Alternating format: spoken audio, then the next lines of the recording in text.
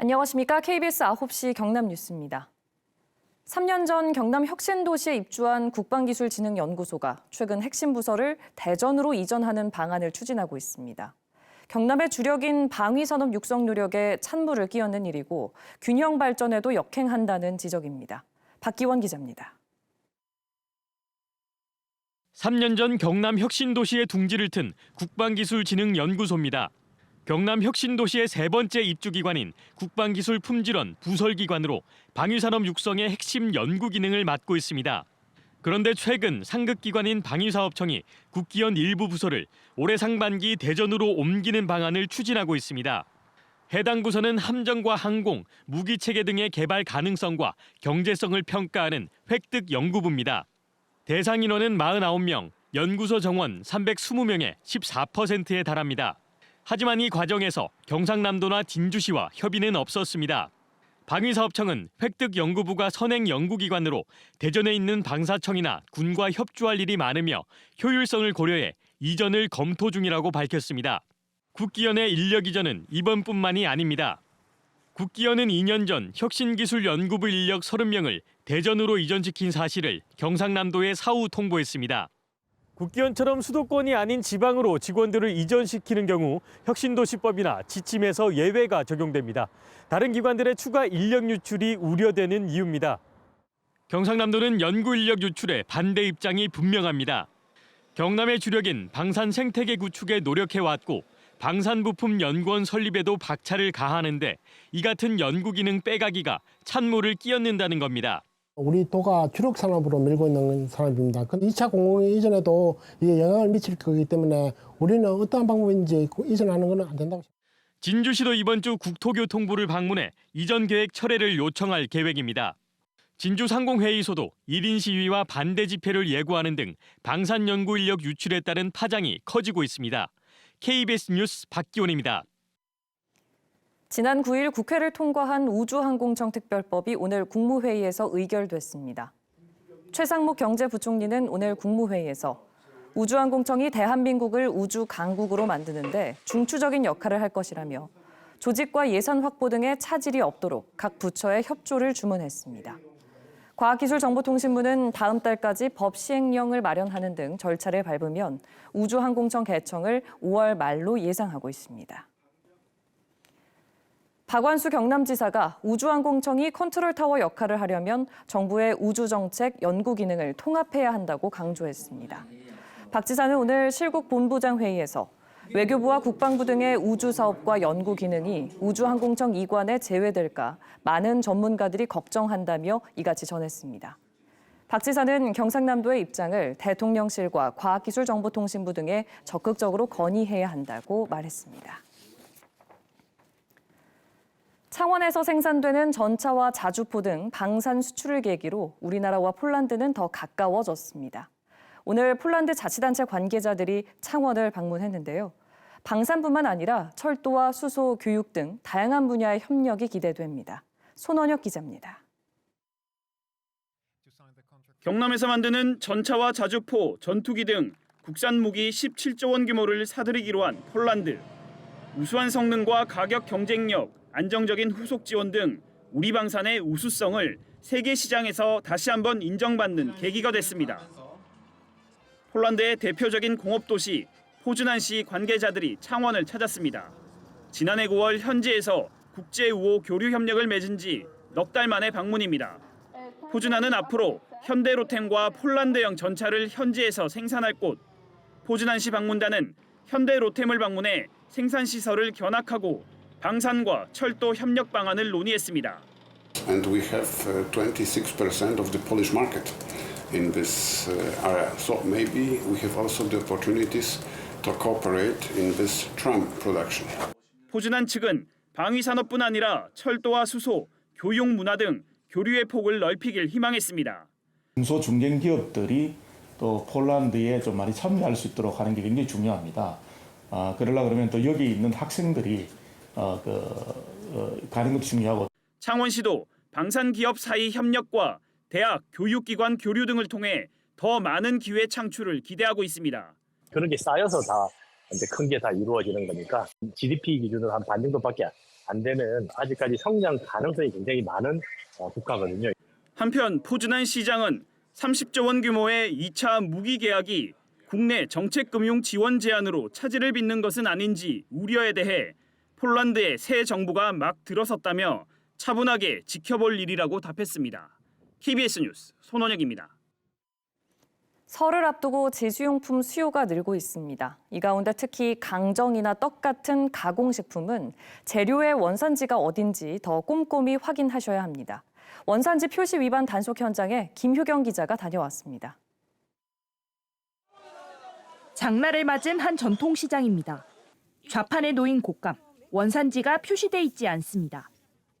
어디 거예요? 국산이에요? 또 다른 가게에서도 국산이라고 판매하고 있는 곶감을 사봤습니다. 하지만 이 곶감들, 꼭지가 둥근 국내산 곶감과 달리 꼭지가 사각형 모양입니다. 중국산 곶감입니다. 지난해 국내 단감 생산량은 7만여 톤으로 전년보다 30% 넘게 줄면서 국산 곶감 가격이 오른 걸 노린 겁니다. 아까 제가 이제 그런 말을 잘못 했는데 제가 이걸 제가 설명한 거예요. 죄송합니다. 제수용품인 강정을 만들어 파는 업체. 외국산 쌀과 중국산 호박씨를 사용했지만 모든 재료를 국내산으로 표시하다 적발됐습니다. 원산지를 속여 판매하면 7년 이하 징역 또는 1억 원 이하 벌금에 원산지를 표시하지 않으면 1,000만 원 이하 과태료를 내야 합니다. 최근 3년 동안 경남에서 원산지를 거짓 표시하거나 제대로 밝히지 않아 적발된 건수는 모두 750여 건, 부과한 과태료만 1억 원이 넘습니다. 특히 떡이나 강정, 나물처럼 한 번 더 조리 과정을 거치는 식품은 재료의 원산지를 일일이 확인하기 더 어렵습니다. 생산되는 양이 미미한 부분이 있는 품목에 대해서 가공품에 사용되는 양이 많은 품목일수록 저희가 의심을 해보고 점검을 하고 있습니다. 국립농산물품질관리원은 오는 26일까지 제수용품 판매업체와 가공업체를, 이달 말부터 다음 달 8일까지는 백화점과 대형마트 등을 중심으로 원산지 표시 위반 단속을 이어갑니다. KBS 뉴스 김효경입니다. 진주시와 통영시가 지난달 말 대한민국 문화도시 후보지 13곳에 포함됐는데요. 올해 연말 최종 지정을 앞두고 있습니다. 이 두 도시가 어떤 사업을 준비하고 있는지 진정은 기자가 취재했습니다. 진주시의 문화도시 핵심은 인근 시군과 함께 문화와 관광, 경제를 잇는 광역권 문화관광입니다. 남강 기업가 정신의 길은 진주 승산마을과 의령 솥바위, 산청 덕천서원과 합천 뇌룡정 등 5개 시군이 문화관광 상품을 공동 개발합니다.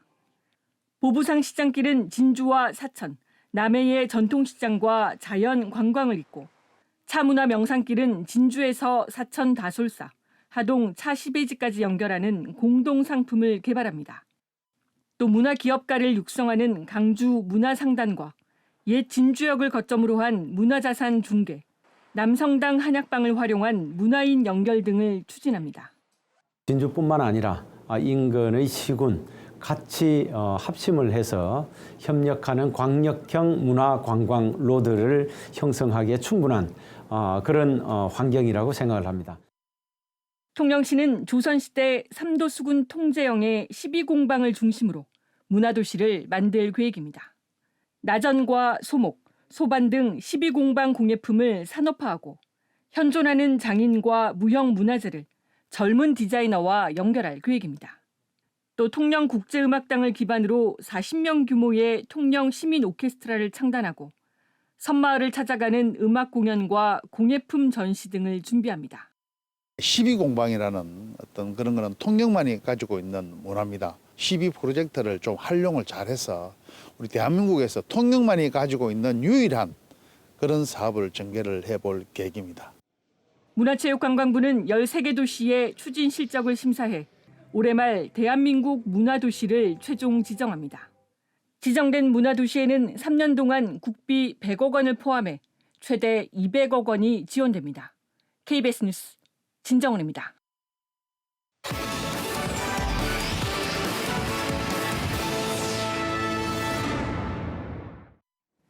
KBS 창원 시청자위원회가 오늘 새해 첫 회의를 열고 지방소멸 대응책을 심층 취재해 도민에게 제시해달라고 요청했습니다.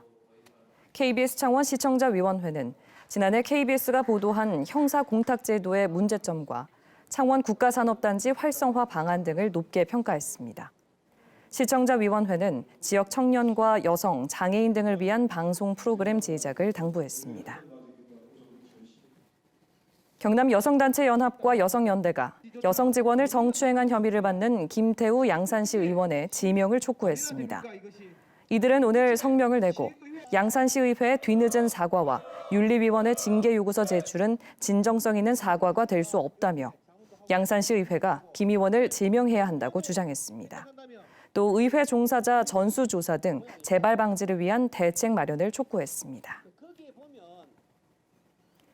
전국공무원노조 경남본부 등은 오늘 경남도청에서 기자회견을 열고 총선 선거 사무에 동원되는 지방 공무원의 수당 현실화 등 대책 마련을 요구했습니다. 이들은 총선 선거 사무에 60% 이상 지방 공무원이 강제 동원되고 정부가 최저시급도 안 되는 대가를 주고 있다며 이같이 주장했습니다. 공무원 노조는 선거 사무 인력의 민간 참여 확대와 종사자의 처우 개선 등 대책을 촉구했습니다. 자동차 부품 공장에서 20대 노동자가 대형 자루에 깔려 숨져 경찰이 수사에 나섰습니다. 김해 서부경찰서에 따르면 오늘 오전 10시쯤 김해의 한 자동차 부품 공장에서 천장 크레인에 연결된 무게 500kg 자루가 3m 아래로 떨어지면서 아래에서 작업하던 김모 씨가 숨졌습니다. 경찰은 자루를 연결하던 줄이 끊어지면서 사고가 난 것으로 보고 사고 원인을 조사하는 한편 노동청도 중대재해법 위반 여부를 조사하고 있습니다. 지금까지 경남 소식 전해드렸습니다. 시청해주신 여러분 고맙습니다.